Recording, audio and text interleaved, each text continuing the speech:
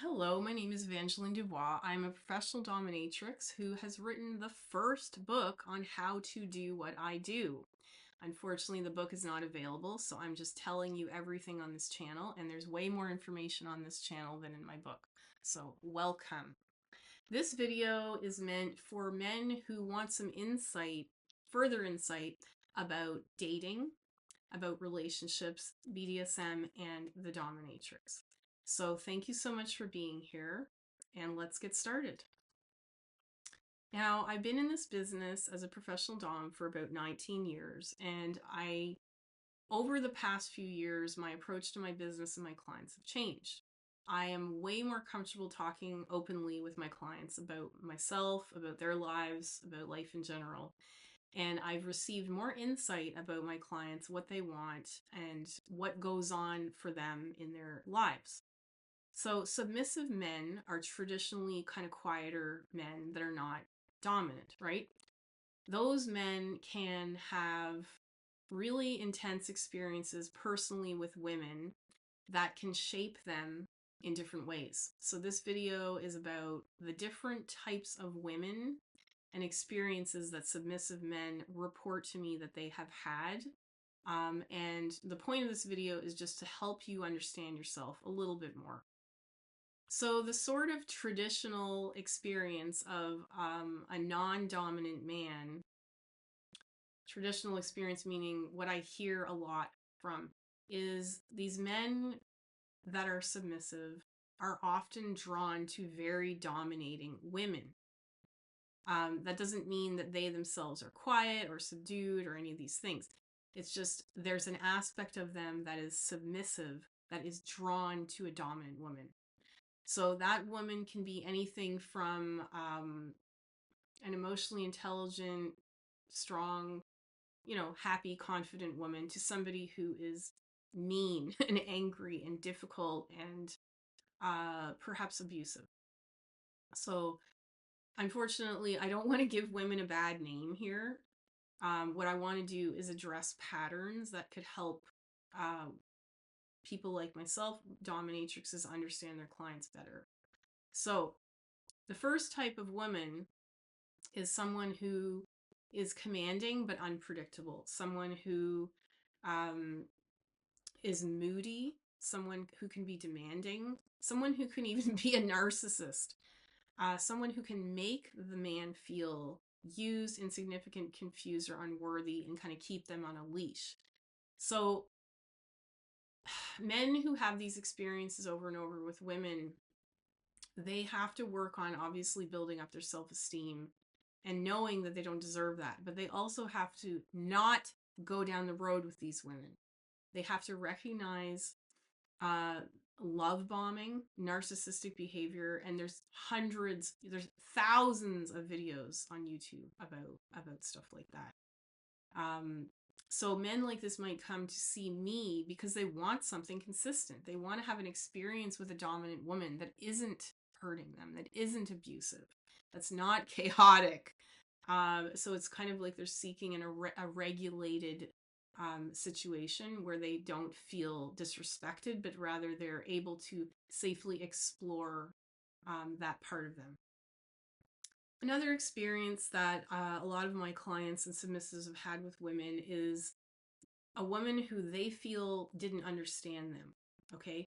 So if this is a sensitive, sort of submissive man, they might have dated women who wanted sort of a more traditional, tough macho type, dismissed their needs, didn't allow them to fully be that side of themselves. They couldn't read their emotional cues.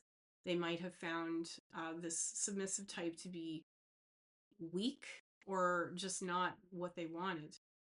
And they could abuse that person.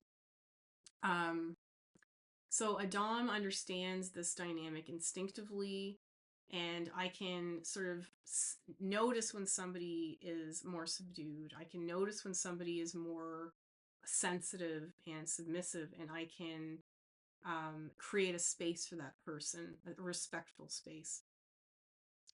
There's also the emotionally absent or avoidant woman who doesn't want honest intimacy. Maybe she has had abuse in her life and she has not been able to push through it and become more emotionally in tune to herself so she can avoid intimacy.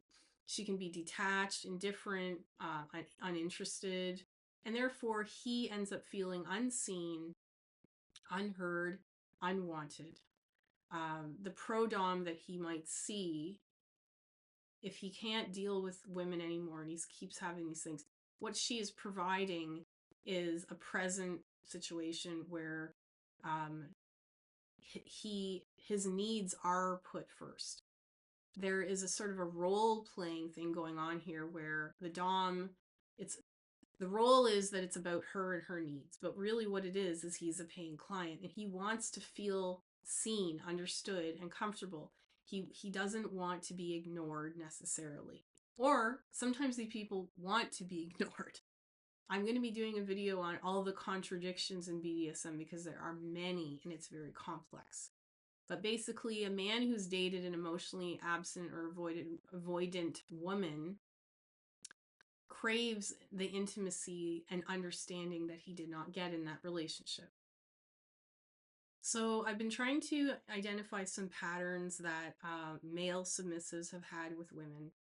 There are also men who have had zero experience with women, no experience.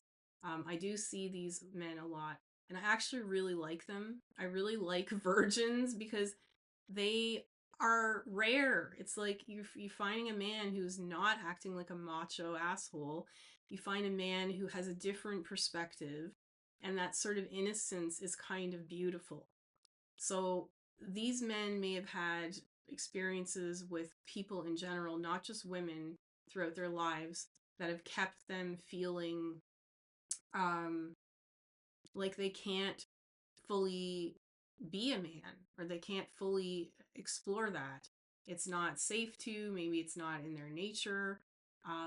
Maybe they do not want to lose their virginity. Maybe they maybe they have a very, very different agenda. And through spending time with a Dom, they can find out what they are interested in and what they aren't interested in. Sometimes these men will end up in a relationship in which they serve a woman in real life, in which they are very nurturing to a woman that they end up dating or marrying. And a Dom can be someone that can kind of help them get there a little bit, or perhaps fulfill some needs that aren't going to be fulfilled in the relationship.